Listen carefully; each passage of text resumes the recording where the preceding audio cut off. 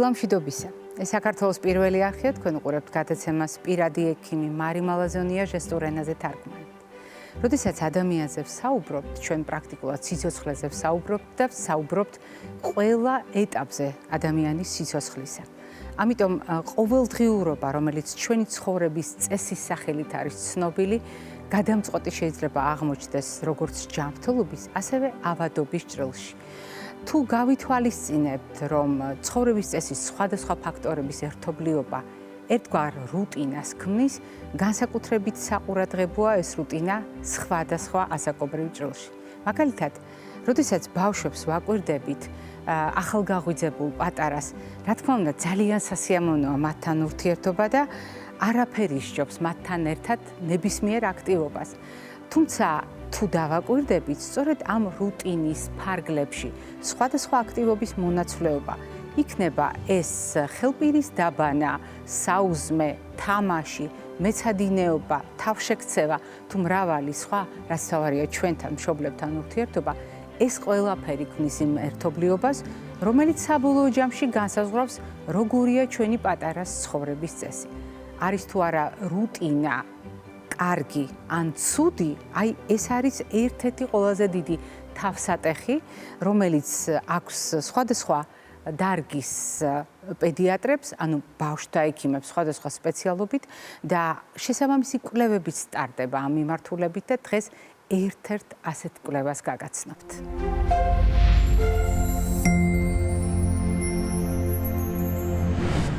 ყოველდღიური რუტინა კარგია თუ ცუდი ბავშვის მენტალური ჯანმრთელობისთვის. ამ კითხვაზე პასუხის გაცემას მეცნიერები ცდილობენ უკანასკნელი რამდენიმე ათწლეულის მანძილზე, თუმცა ცალსახა პოზიცია სპეციალისტებს არ აქვთ. ამერიკის ფსიქოლოგთა ასოციაციის, ამერიკის ბავშვთა ფსიქიატრიის ასოციაციის და ამერიკის ბავშვთა მენტალური ჯანმრთელობის ფონდის მონაცემებით გაირკვა, რომ რუტინა არც თუ ისე ცუდია, მით უფრო იმის გათვალისწინებით, რომ აღმოჩნდა რუტინა, ყოველდღიური, რეგულარული რუტინა, შესაძლოა ბავშვებს დაეხმაროს უსაფრთხოების განცდის მოპოვებაში.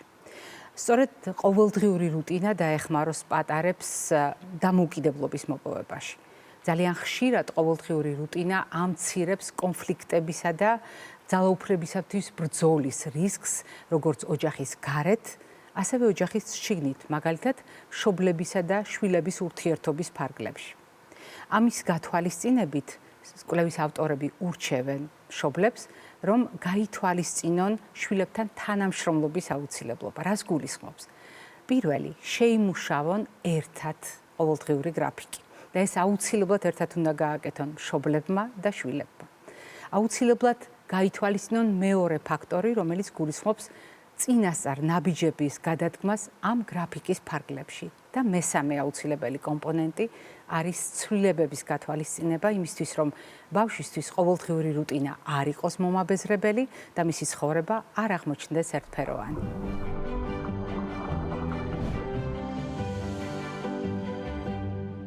ბავშვების ჯანმრთელობა ჩვენთვის არის ყველაზე მნიშვნელოვანი. ბავშვების ჯანმრთელობასთან დაკავშირებული საკითხები ყველაზე საინტერესო და ცოდნა, რომელიც ამ დროს ძალიან გვჭირდება, არის მთავარი გზამკვლევი. არა მარტო მშობლებისთვის, არამედ ზოგადად უფროსებისთვის, ვისაც ძალიან დიდი პასუხისმგებლობა აქვს ჩვენი ქვეყნის მომავალზე და ჩვენი საზოგადოების მომავალზე. წარმოუდგენელია ბავშვებზე ზრუნვის და ფიქრის გარეშე ჩვენ ვიზრუნოთ მომავალზე, მაგრამ თუ ჩვენ ვლაპარაკობთ ზრუნვაზე, ეს ზრუნვა არის ყოველდღიური, ყოველწუთიერი და ასეთ შემთხვევაში არც სადღესასწაულო ეუფორიას არ შეუძლია ეს ზრუნვა გაანელოს. მაშინაც კი, როდესაც ჩვენ თითქოს ყველაფერი გვავიწყდება, არ უნდა დაგვავიწყდეს ჩვენი შვილების ჯანმრთელობა და მაშინაც კი, როდესაც თითქოს მათი ყოველდღიურობა მხოლოდ ზეიმით და სიხარულით არის სავსე, ჩვენ უნდა გვახსოვდეს, რომ შესაძლოა ჩვენმა უყურადღებობამ გარკვეული პროცესები დატოვოს ჩვენი ყურადღების მიღმა და რა შეიძლება ამ დროს შეიცვალოს ბავშვის ორგანიზმში, რა უნდა ვიცოდეთ ჩვენ იმისთვის, რომ სადღესასწაულო რუტინა ბავშვისა არ იქცეს ჯანმრთელობასთან დაკავშირებულ პრობლემებად, დღევანდელი ჩვენი სტუმარი სწორედ პროფესიულ გამოცდილებასა და ცოდნას გაგვიზიარებს და დღევანდელი ჩვენი გადაცემის სტუმარი გახლავთ თქვენთვის ძალიან კარგად ნაცნობი ჩვენი გადაცემის მეგობარი, რომელიც გახლავთ ბავშვთა ენდოკრინოლოგი ხალბატონი ნინო ხელაძე. ნინიკო, გამარჯობა. გილოცავთ უპირველეს ყოვლისა, ჯანმრთელობას, დღეგრძელობას გისურვებთ. დიდი მადლობა მარი, გილოცავთ, ჩვენს მაყურებლებსაც ულოცავ.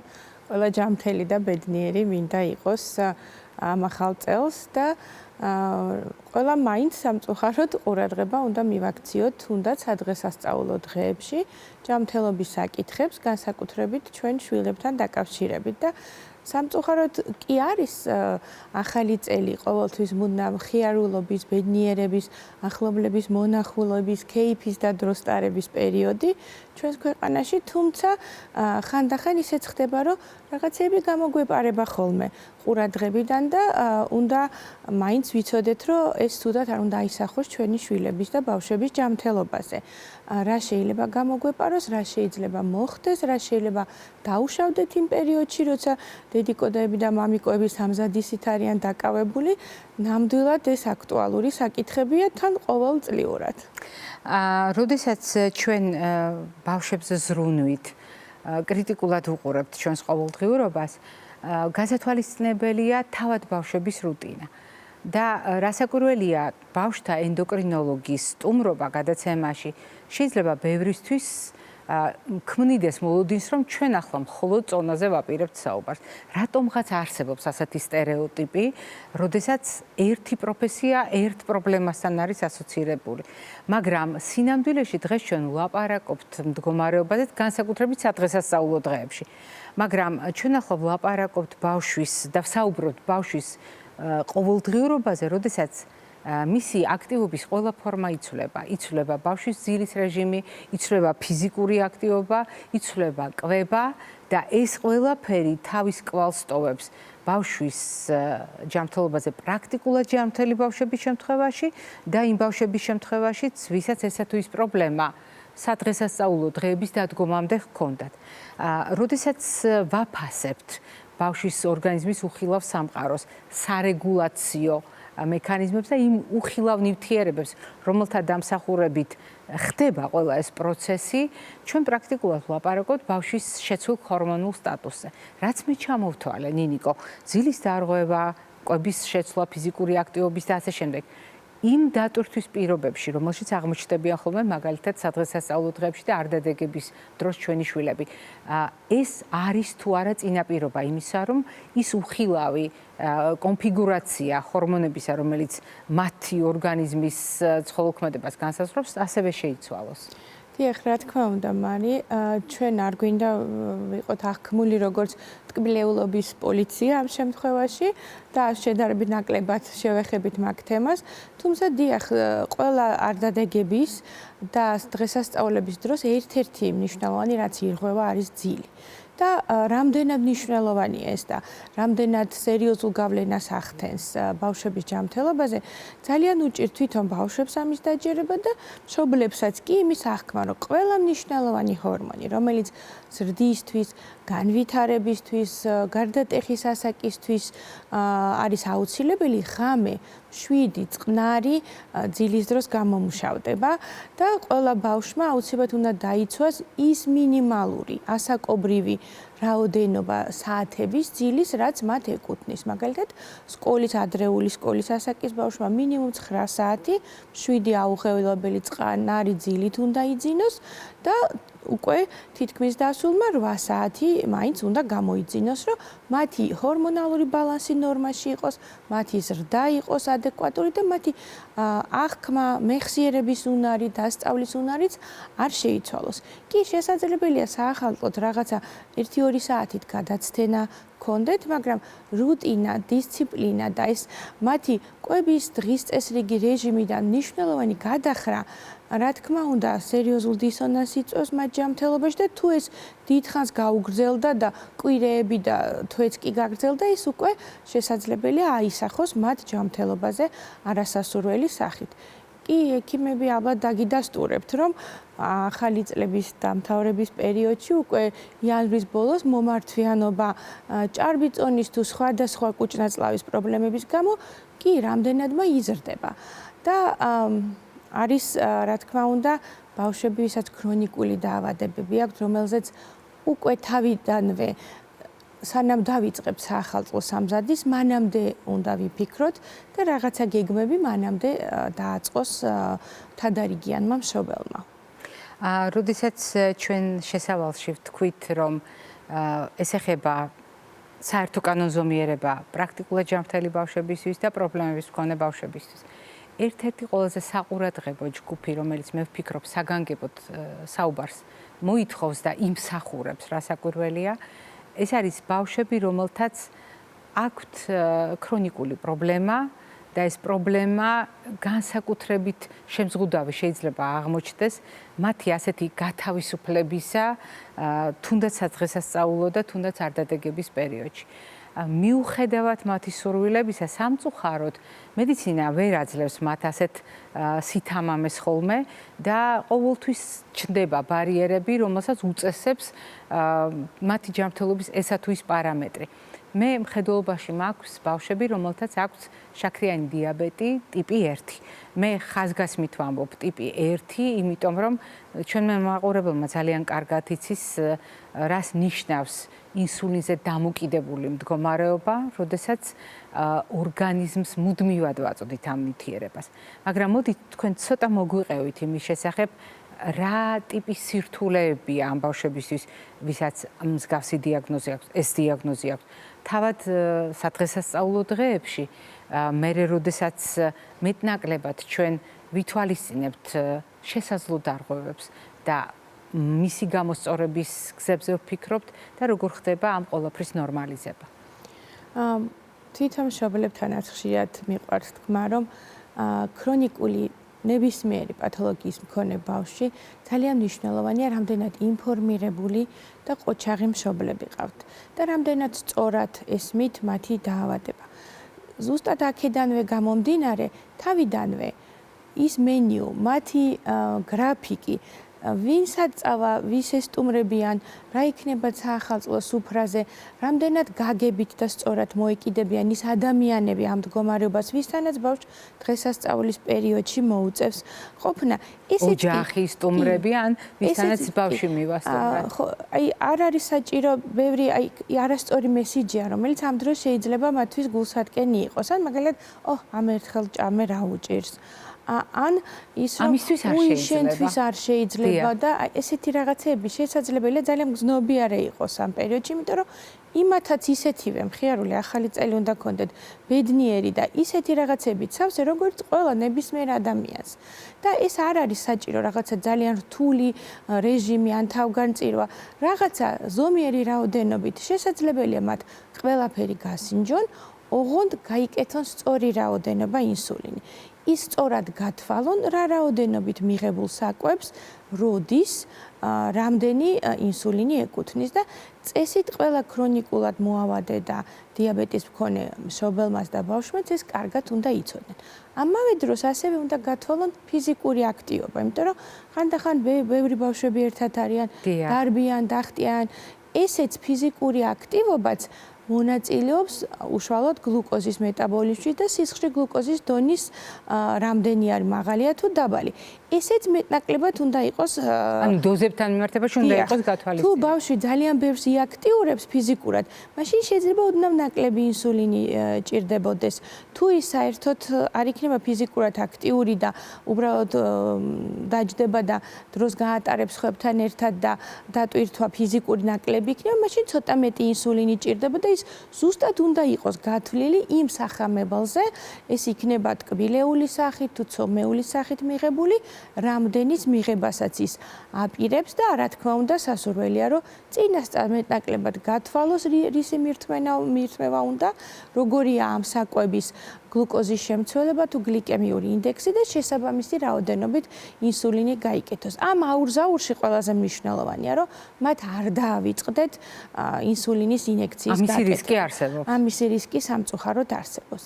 ამავე დროს არ უნდა ამაზე პასუხისმგებელია მშობელი. კი და თუ ბავშვი თვითონ უკვე მოზრდილი, ყველა ბავშვმა თავისი ჯანმრთელობის მდგომარეობის შესახებ ყველა ასაკში რაც შეიძლება სწორი ინფორმაცია უნდა იცოდეს. და თავისი განგაშის ნიშნები, მაგალითად დიაბეტის მქონე ბავშვისთვის ღებინება, მოთენთილობა საკმაოდ საყურადღებო ნიშნებია და ძალიან მარტივად რო რაღაც ბევრი საკვები მიიღო ან ამას ცუდი გემო ქონდა, მარტო იმას არ უნდა მივაწეროთ და ცოტა ყურადღებით ვიყოთ. ანუ არ ავხსნათ იმ ჩვეულებრივი ბანალური სიმპტომები, რაც სხვა შემთხვევაში მოწამვლას ან გადაღლას დაბრალდებოდა. დიახ, რა თქმა უნდა, იმიტომ რომ შესაძლებელია ეს კეტოაციდოზის ნიშანი იყოს და სამედიცინო ჩარევას საჭიროებდეს და ცოტა მეტი ყურადღება ჭირდებოდეს. კი, ხდება ხოლმე, განსაკუთრებით ბავშვთა საავადმყოფოს ემერჯენსის განყოფილებები ძალიან დატვირთულია დღესასწაულებზე. როგორც საკვებითი ინტოქსიკაციით, თუ იმის გამო, რომ ამ მზადებაში რაღაცა სიმპტომები, მწვავე დაავადები შეიძლება გაიპაროს ან მიმართვიანობა ცოტა დაგვიანებული იყოს, თუმცა ყურადღებიანი, ყოჩაღი მშობელი და თვითონ ბავშვი მეტნაკლებად დისციპლინირებული და თავის ჯანმრთელობის შესახებ სწორი ინფორმაციის მქონე ძალიან მნიშვნელოვანი კომპონენტია, რომ ყველაფერი ყველას კარგად გქონდეს. მე დავუბრუნდები ფრაზას, რომელიც თქვენ ახსენეთ, არა იმიტომ, რომ ეს ფრაზა არის ჩვენ დღევანდელი გადაცემის მთავარი ნაწილი, მაგრამ მნიშვნელოვანია ყველა იმ ოჯახისთვის, სადაც სადღესასწაულო განწყობა ბავშვების ჯანმრთელობას უკავშირდება და ბავშვების სიხარული გვახარებს. ეს ხო ძალიან ბუნებრივია. ჩვენ შვილებს უხარიათ, ჩვენც გვიხარია. ჩვენი შვილები ბედნიერები არიან და ჩვენი ბედნიერებაც ამით იზომება. მაგრამ მეორე მხარეა, როდესაც ჩვენ ვამბობთ მაგალითად სადღესასწაულო სარიტუალო ნუგბარი. თქვენ ახსენეთ ასეთი ფრაზა, რომ სასურველია წინასწარ იყოს გააზრებული, რის მირთმევას აპირებს ბავშვი და მასთან შეხამებით შეირჩეს დოზა. ანუ დასაშვებად, კიდევ ერთხელ რომ გავიმეოროთ, ანუ საახალწლო ნუგბარიდან დასაშვებად მიიჩნევს ექიმი ენდოკრინოლოგი, ამ შემთხვევაში ბავშვთა ენდოკრინოლოგი, რომ ბავშვმა, რომელსაც შაქრიანი დიაბეტი ტიპი 1 აქვს, გოზინაყით და ჩურჩხელაც მიირთვას, დავაზუსტებ, იმიტომ რომ ეს ძალიან მნიშვნელოვანია. დიახ, ქართული ნუგბარი საკმაოდ ჯანსაღი არის იმის გამო, რომ არ შეიცავს ტრანსცხიმებს, არ შეიცავს ბევრ რაფინირებულ შაქარს და ზუსტად ეს თუ ნატურალური პროდუქტებით არის მომზადებული ქალბატონო ნინო. წესით ჩვენი ჩურჩხელა, ჩირი, ტყლაპი, ესეთი ტრადიციული ბებოების გაკეთებული თუ უკვე თანამედროვე ტექნოლოგიით შექმნილი, რომელსაც დამატებული შაქარი არ აქვს. ასევე გოზინაყი ალბათ ყველაზე კარგი ჯანსაღი და თუ ტკბილეული ადამიანმა უნდა მიირთვას, ჯობია რომ ამაზე გაკეთდეს აქცენტი. ანუ არა კანფეტები, არა ნამცხრებით და კულინარიული, თქვა საოცრებებით დატვირთვა, რაშიც კონსერვანტი, არა ჯანსაღი ცხიმი შესაძლებელი იყოს, რა თქმა უნდა, ამას თავი შეგვიძლია ავარიდოთ. თუმცა შესაძლებელია ხო ბავშვს ნამცხვარიც უყვარდეს და მშობელმა შეიძლება შეეცადოს, რომ მაგალითად ჩიზკეიკი უფრო ძის პროდუქტის მეტი რაოდენობით შემცველი და ხილის ძალიან კარგი კომბინაცია ხო? შესაძლებელია ხელოვნური დამატკბობლით გაუმზადოს მისთვის, ნაკლები ფქვილი იყოს და მეტი ძის პროდუქტზე გათვლით. ის შეიძლება ზუსტადაც ხილით ან თხილეულით გააფორმოს და ყველაფერი კრეატიულობის კარგი განწყობის და ხალისით უნდა მოხდეს რა თქმა უნდა. დიახ, მითხრა რომ ხილის შემცვლელი პრაქტიკულად ალტერნატივა არ არის, ხოლო შაქრის შემცვლელები თავის მხრივ დამატებითი რისკია და თუ სისტემატურად მიეჩვევა მშობელი ამის გამოყენებას ბავშვთან მიმართებაში, ის არანაკლებ დატვირთვას შეუქმნის ვიდრე შაქარია. და თქვენ ძალიან კარგი ფრაზა გამოიყენეთ წეგან, როდესაც დაიწყეთ საუბარი წონასთან დაკავშირებით და წონის მატებასთან დაკავშირებით, რომელიც სადღესასწაულო საჩუქრებს შორის ერთ-ერთი ყველაზე მთავარია. მაგრამ ჩვენ ხშირად გვავიწყდება, რომ დღეს ჩაპუნტულებული ბავშვი არ არის უბრალოდ დღეს კარგი მოსაფერებელი და საყვარელი, რომელიც გარკვეულ სიამონებას ანიჭებს ბებია ბაბუას, იმიტომ რომ კარგად გამოყვება და ხშირად გვავიწყდება, რომ ეს არ არის მდგომარეობა, რომელიც მხოლოდ სასწორზე აისახება და მხოლოდ გარეგნობაში აისახება. ძალიან ხშირად ჩვენი დაუდევარი ფრაზები შენ ლოყები დაგიდია, ესეც ძალიან სახიფათო მდგომარეობაა და თანამედროვე კვლევებიდან ერთ-ერთი, რომელიც ჩვენს გადაცემაშიც ჰქონდა, ადასტურებს, მაგალითად, ყველაზე მცირე ასაკის 3, 5, 8 წლის ასაკში გოგონების მდგომარეობა რომ შეისწავლეს და შემდეგ ზრდასრულ ასაკში და ზოგიერთი ხანდაზმულ ასაკში შეაფასეს, აღმოაჩინეს, რომ ძალიან კარგად ახსოვდათ მამა მოფერებით როგორ უთხრა, ჩემო ფუმფულა, ან როგორი ფუმფულა ლოყები გაქვს, ან როგორ ფუმფულად გამოიყურები და საკმაოდ ტკივნეული და მძიმე ტვირთი აღმოჩნდა, იმიტომ რომ უკიდურესი გამხდრის პირობებშიც კი ისინი საკუთარ სიმსუქნეს განიცდიდნენ. აი ეს თემა არის ძალიან მნიშვნელოვანი და რა იმალება ბავშვის სიმსუქნის უკან, ბავშვის ჭარბიწონის უკან. ეს არის უბრალოდ შევსებული ფორმები თუ გაცილებით მეტი რამ, რაც გრძელვადიან პერსპექტივაში უნდა გავიაზროთ. სამწუხაროდ ფუმფულა ბავშვების მიღმა ხშირ შემთხვევაში, უმეტეს შემთხვევაში იმალება ჯანმრთელობის ყველა ორგანოთა სისტემის დაზიანების მომატებული რისკი. რაც უფრო მეტია ხარისხი ჭარბიწონის და რაც უფრო დიდი ხანი გრძელდება ეს, რა თქმა უნდა, ეს რისკები იზრდება და იზრდება. და სიმსუქნე უკვე ბავშვებშიც არის სერიოზული მძიმე დაავადება და ბოლო ტენდენცია არის, რომ მსუქანი ბავშვი არ გამოვიყენოთ ეს ტერმინი და არის ალბათ მშობლებისთვის უფრო ძნელად მოსასმენი, თუმცა ალბათ სამედიცინო ეთიკური თვალსაზრისით შეიძლება უფრო სწორით. ბავშვი დაავადებული სიმსუქნით. და ბავშვი, რომელსაც მდგომარეობა, მისი ჯანმრთელობის მდგომარეობა არის ჭარბწონიანი. ეს დეფინიცია გარკვეულწილად ალბათ შემაშფოთებელიც არის მთელი იმ საზოგადოებისთვის, ვინც არ აღიქვავს ამას პრობლემას და მათთვის ეს მხოლოდ ფორმები არის და ექიმებისთვის ალბათ და მთლიანად საზოგადოებრივი ჯანდაცვისთვის მიმანიშნებელია, რომ ყველა ოჯახის დონეზე კი არა, თითეული სკოლის, საზოგადოებრივი ჯანდაცვის, სახელმწიფოს ყველა დონეზე ხდებოდეს ნაბიჯ-ნაბიჯ ამასთან ბრძოლა. იმიტომ რომ ჯერ კიდევ სამწუხაროდ ჩვენ ქვეყანაში აღმავალია ეს ციფრები და ხშირ შემთხვევაში ჩვენს ტრადიციულ მაინც კვებას და ჩვენს წარმოდგენებსაც, იმიტომ რომ ჩვენ გონია, რომ რაც უფრო ჩაფუმფულებულია ჩვენი პატარა, მით უფრო ჯანმრთელია და კარგად მოვლილია. ხშირ შემთხვევაში ასეა ხოლმე. სამწუხაროდ სტატისტიკა გვეუბნება, რომ ბავშვთა ასაკში სიმსუქნე და ჭარბიწონა ნიშნავს, რომ 50% ეს ადამიანი მერე იქნება ჭარბწონიანი, მსუქანი და იქნება ყველა გართულება, რაც ამ მდგომარეობას ახლავს და თუ უკვე მოზარდი, ანუ გარდატეხის თინეიჯერობის ასაკშიც არის ჭარბწონიანი და მსუქანი, თითქმის 80% აქვს რისკი, რომ ის მოზრდილიც იყოს ამ პრობლემებით და ნუ შეუწყობთ ახალ წელს ამ მდგომარეობის გაუარესებას. ეს სავსებით შესაძლებელია. ნამდვილად არსებობს ჯანსაღი საკვების ძალიან დიდი სპექტრი, რომელიც შესაძლებელია, რომ დავნერგოთ ჩვენს ოჯახებში, არ გამოიწვიოს წონის მატება თუ სხვადასხვა ჯანმრთელობის პრობლემები და ამავე დროს იყოს გემრიელიც და მხიარულიც. მე არ ვახსენე უნებურად გამომრჩა, რომ სულ ახლახან თქვენ საერთაშორისო კურსი გაიარეთ ბავშვთა ნუტრიციოლოგიაში და ეს ძალიან მეამაყება და მიხარია მე პირადად, იმიტომ რომ ჩვენ თანამშრომლობთ და ჩვენი თანამშრომლობა ნიშნავს იმას, რომ ამ სეგმენტში ძალიან საიმედო და საყრდენი ხართ თქვენ და აი ამ კონტექსტში მინდა დაგისვათ ბოლო კითხვა. როდესაც ჩვენ ვლაპარაკობთ ბავშვთა ჰორმონულ სტატუსზე, სისხლის საერთო ანალიზი არის რუტინული კვლევა. არის კვლევები, რომელსაც ასეც ვეძახით. ბავშვის რუტინა ერთია, ჩვენი რუტინა მეორეა და რუტინული კვლევები ნიშნავს იმას, რომ ეს ქმნის ელემენტარულ საფუძველს იმისა, რომ ადამიანის ორგანიზმის ცხოველქმედების შესახებ მივიღოთ ინფორმაცია.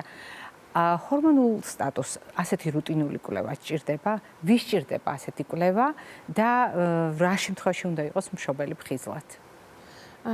მშობელი მხიზლად უნდა იყოს იმ შემთხვევაში, თუ ბავშვი არ იზრდება და არ ვითარდება ისე როგორც თანატოლები.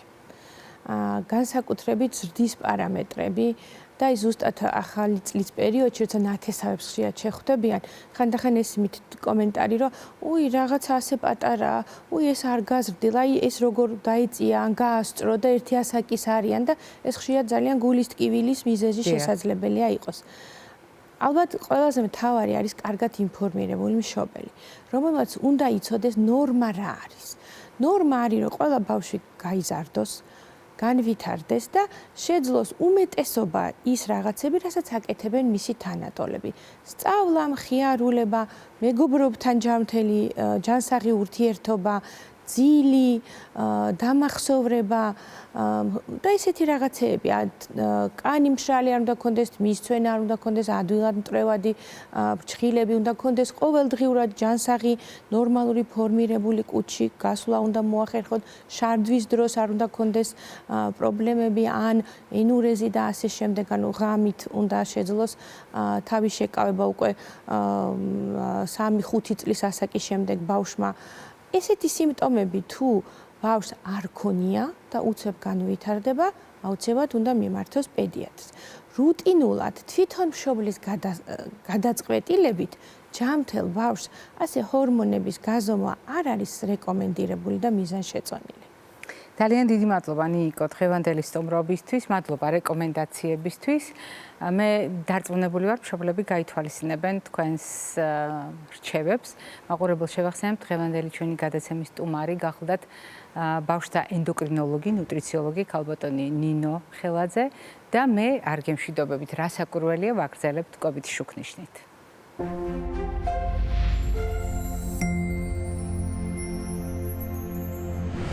სადღესასწაულო დღეებში თეფშებმა ადამიანებს შეიძლება თავიც მოაბეზრეს, მაგრამ მიუხედავად ამისა, ჩვენ აუცილებლად უნდა გავიხსენოთ მთავარი სათქმელი, რომელიც არის კვების შუქნიშნთან დაკავშირებული.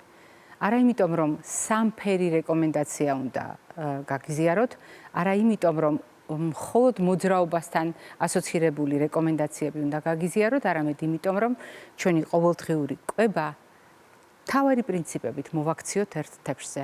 გავითვალისწინოთ ყველა ჯგუფის პროდუქტის გამოყენების აუცილებლობა, მათ შორის იმის გათვალისწინება, რომ სულ ცოტა 5 ჯგუფის, სულ ცოტა 5 ფერის პროდუქტი ადამიანს ყოველდღიურად ჭირდება, მით უფრო მაშინ, როდესაც ჩვენ ვლაპარაკობთ ზოგად პრინციპებზე.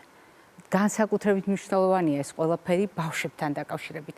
ბავშვებს უყვართ ყველაფერი ფერადი, ხასხასა, თვალის მომჭრელი და ასეთ შემთხვევაში შეთავაზება პროდუქტებისა შესაძლოა შინაარსობრივად ძალიან სასარგებლოა, მაგრამ ჩვენგან საკმაოდ დიდ ოსტატობას მოითხოვს ძალისხმევასაც იმისათვის, რომ არა მარტო შინაარსით, ფორმითაც მათთვის მისაღები, მათთვის მიმზიდველი პროდუქტები შევურჩიოთ. და თუ ჩვენ საუბრობთ შერჩევაზე, ახლა როდესაც სადღესასწაულო თარიღთან დაკავშირებული არდადეგები არის ბავშვებისთვის ცხოვრების წესის საფუძველი, ჩვენ უნდა ისიც გავითვალისწინოთ, როგორც სulis, არა უბრალოდ თარიღი, არამედ კონკრეტული კანონზომიერება ბავშვის ყოველდღიურ რუტინას. არდადეგები, ეს არის სრულიად განსხვავებული ცხოვრების წესი ბავშვებისთვის. ეს არის სრულიად განსხვავებული მდგომარეობა, როდესაც ჩვენ შევთანხმდით, იცვლება ძილი, იცვლება აქტივობა, იცვლება კვება, კომუნიკაციური ურთიერთობები, იცვლება ადამიანის სტრესის ხარისხი და მათ შორის პატარების სტრესის ხარისხი და ბავშვების სტრესის ხარისხი განსხვავებულია სხვადასხვა ასაკობრივ ჯგუფში. მოკლედ, ეს ყველაფერი იცვლება და აი ამ ცვლილებასთან ერთად ჩვენ უნდა გავითვალისწინოთ რისკები, რომელიც შეიძლება საკვებში იყოს დაშიფრული. მე აღარ მოვყვები იმის შესახებ, როგორ წაანაცვლეს ბავშვებმა კვება, როგორ შეცვალეს საკვები რაციონი და ასე შემდეგ. მაგრამ აუცილებლად გაგახსენებთ, რომ სწორედ რუტინა, ყოველდღიური აქტივობის ერთიანობა იცვლება იმ სამი პრინციპის შესაბამისად, რომელსაც ყოველთვის ვახსენებ ხოლმე კვებასთან მიმართებაში. არაერთხელ მოგისმენიათ, როდესაც სამ გასახებზეა ლაპარაკი: რეჟიმი, ულუფა, რაციონი. როდის მივირთმევთ, რამდენს მივირთმევთ, რას მივირთმევთ, რასთან კომბინაციაში, როგორი წესით მომზადებულს. მოდით ეს ყველაფერი განვაზოგადოთ და არა მარტო კვებაზე ვთქვათ, არამედ ვთქვათ ეს ყველაფერი ძილთან, ფიზიკურ აქტივობასთან, ურთიერთობებთან მიმართებაში. და დავაკვირდებით, აღმოვაჩენთ ძალიან მარტივად, რომ ბავშვს შეცვლილი აქვს ყველა შემთხვევაში რეჟიმი, ულუფა, რაციონი. შეცვლილია ძილის რეჟიმი, შეცვლილია ძილის ულუფა და შეცვლილია ძილის რაციონი, მისი შინაარსი. შეცვლილია აქტივობის რეჟიმი, შეცვლილია მისი ულუფა და შინაარსი. სხვათა შორის სოციალური კონტაქტები, ადამიანის კომუნიკაციური დრო, ამ შემთხვევაში ჩვენი შვილების ურთიერთობის ფორმატი ასევე შეცვლილია რეჟიმულად, შეცვლილია ულუფით, ანუ რაოდენობრივად და შეცვლილია შინაარსობრივად, ანუ რაციონის ჭრილში. რას ცვლის ეს ყველაფერი, თუ ჩვენ გვჭირდება ბავშვის ცხოვრების წესის მაქსიმალური ადაპტაცია მის რუტინასთან, მის მოთხოვნილებასთან, მის მდგომარეობასთან. ცვლის ჩვენს ტაქტიკას. როგორ უნდა გამოვიყვანოთ ჩვენი შვილები ამ ძალიან სასიამოვნო მდგომარეობიდან, ისე რომ დისკომფორტი არ გქონდეთ და შემდეგ გაუადვილდეთ სამუშაო გრაფიკში ჩართვა. სულ რამდენიმე დღეში, როდესაც არდადეგების დასრულების შემდეგ ბავშვები ინტენსიურად შეუდგებიან მეცადინეობას, ინტენსიურად შეუდგებიან ყოველდღიურ საქმიანობას, ეს რუტინა, რომელიც მათ ჩამოუყალიბდათ არდადეგების დროს, რასაკვირველია, აქტუალობას დაკარგავს. მათთვის სასურველი დარჩება, თუმცა ნაკლებად შესაძლებელი განსახორციელებად. ამიტომ პირველი როდესაც ჩვენ საუბრობთ წონაზე, ჩვენ უნდა გავითვალისწინოთ ის რეკომენდაციები, რომელიც უკავშირდება ჩვევების სტაბილურობას და მაგალითად ცდუნებების, დარღვევების მაქსიმალურად მშვიდად განეიტრალებას. საჭიროა ბავშვი აღელდეს, თუ მაგალითად ნახტომი აქვს წონაში. არა. შობლის სიმშვიდე, შობლის სწორი დამოკიდებულება საკითხის მიმართ განსაზღვრავს თავად ბავშვი იქნება თუ არა შფოთვაში. ამიტომ წონასთან დაკავშირებით ჩვენ უნდა ვიყოთ მშვიდად, ჩვენ უნდა ფრთხილად გადავდგათ ნაბიჯების სპეციალისტების რეკომენდაციებით და არ გამოვიწვიოთ ჩვენი წინდაუხედავი უნებური რეპლიკებით, უნებური ფრაზებით ჩვენი შვილების შფოთვის ხარისხის ზრდა. ფიზიკური აქტივობა. ბავშვები, რომლებიც მოდუნებულები იყვნენ, ბავშვები, რომლებიც სრულიად განსხვავებულ რეჟიმში იმყოფებოდნენ არდადეგების დროს, ერთბაშად დავტვირთოთ, არ არის გამართლებული ასეთი დატვირთვა და აქეთ შევთანხმდეთ, რომ რბილი, საფეხურებრივი მოძრაობა, საფეხურებრივად, ეტაპობრივად მიღებული გადაწყვეტილებები ბევრად უფრო უსაფრთხო იქნება ჩვენი შვილების ჯანმრთელობისათვის. გასათვალისწინებელია წყლის მოხმარება არც ერთ ეტაპზე არ უნდა დაგვავიწყდეს და ყოველთვის უნდა იყოს ჩვენი შვილის ორგანიზმის მოთხოვნილების შესაბამისი, მაგრამ ალკოჰოლთან დაკავშირებული სიფხიზლე ყოველთვის მნიშვნელოვანია, განსაკუთრებით მოზარდებთან მიმართებაში. არდადეგებამდეც, არდადეგების დროს და არდადეგების შემდეგაც, როდესაც ისინი ბრუნდებიან, პირველად ხვდებიან ახალ წელს მეგობრებს, არის რასაკვირველია ცდუნება უფროსების მიბაძვით, ან უფროსების ცუდი მაგალითის გაზიარებით, ან უფროსების წახალისებით ჩვენმა მოზარდებმა გამოიყენონ ალკოჰოლი და ყოველი ასეთი ულუფა მათი ტვინის უჯრედებისათვის შეიძლება შეუქცევადი დაზიანება იყოს და აუნაზღაურებელი დანაკლისი. როდესაც საუბრობთ დაბრუნებაზე, ჩვენ გულისხმობთ დაბრუნებას რეჟიმის, ანუ დროში და ეს ერთბაშად არ ხდება და თუ წანაცვლება ქონდა ჩვენს შვილს მაგალითად ძილის ხანგრძლივობასთან, დაძინების და გაღვიძების დროსთან, იგივე კვებასთან, ფიზიკურ აქტივობასთან და ასე შემდეგ, ჩვენ არ ვაბრუნებთ ავტომატურად მეორე დღესვე ჩვენს შვილს ამ ფაზაში. უფრო მეტიც ჩვენ ვცდილობთ არდადეგების ბოლო დღეები გამოვიყენოთ იმისთვის, რომ ბავშვმა მოასწროს ადაპტაცია და თუ ვერ მოასწრო, მაშინ შაბათი კვირა ძალიან კარგი პერიოდია იმისთვის, რომ ჩვენ შვილებს ოჯახურ გარემოში, ზედმეტი დაძაბულობის გარეშე დავეხმაროთ აღიდგინოს ჩვეული რეჟიმი. დროში განაწილება ძილისა, ფიზიკური აქტივობისა, კვებისა და ნებისმიერი სხვა კომპონენტისა, რომელიც ქმნის მის რუტინას. გავითვალისწინოთ ულუფასთან დაკავშირებული საკითხები და ულუფა ეხება ფიზიკურ აქტივობასაც, კვებასაც და ყველა იმ კომპონენტს, რომელიც ქმნის ბავშვის რუტინას. რასაკვირველია, ჩვენ უნდა დავუბრუნდეთ მაქსიმალურად ბავშვისათვის ოპტიმალურ კვების რეჟიმს, სადაც მე აუცილებლად უკან დავიხევ და რაც შეიძლება ახლოს მივალ იმ კედელთან, სადაც თვალის მომჭრელი, ხილი და ბოსტნეულია ყოველთვის მოთავსებული და რომლის დამსახურებით ჩვენს გადაცემაში ჩვენ გვაქვს ულამაზესი კვებითი შუქნიშანი. სწორედ ამ ჯგუფის პროდუქტებთან ინტენსიური დაბრუნება, რომელიც საახალწლო დღეებში ეჭვი მაქვს ჩვენს პატარებს დაავიწყდათ და ნაკლებად გამოიყენეს ბოსტნეული და შეიძლება ხილიც არ მიირთვეს სათანადო რაოდენობით. ახლა სწორედ დროა, რომ ეს ხარვეზი გამოვასწოროთ და ჩვენი შვილების რაციონი მაქსიმალურად გავაფართოვოთ, ისე რომ ყველა აუცილებელი ამინომჟავა ჯანსაღი ცილებით მიიღონ, საკმარისი რაოდენობით და არაგადაჭარბებით მიიღონ მათი ტვინისთვის და განვითარებისთვის აუცილებელი ცხიმები, მიიღონ ნახშირწყლები ისეთი სახით, როგორც არის წარმოდგენილი ჩვენს კვებით შუქნიშანში, რა თქმა უნდა, შესაბამის მარცვლეულ ბურღულელთან ერთად. ანუ გამოდის, რომ ახლა რაც მე დავასახელე, სხვა არაფერია თუ არა კვებით შუქნიშანთან დაკავშირებული ჩვენი თებში, ჩემი თებში, ჩვენი საერთო თებში, სადაც ხუთი ჯგუფის, ხუთი ფერის პროდუქტების ურთიერთშეხამება ქმნის იმ ჰარმონიას, რომელიც განსაზღვრავს ზოგადად ჩვენს ორგანიზმში წონასწორობას და ჩვენი შვილების ჯანმრთელობას, კეთილდღეობას დღეს და გრძელვადიან პერსპექტივაში. ეს იყო დღევანდელი ჩვენი რეკომენდაციები, მე ამით დაგემშვიდობებით, ჯანმრთელობას და დღეგრძელობას გისურვებთ.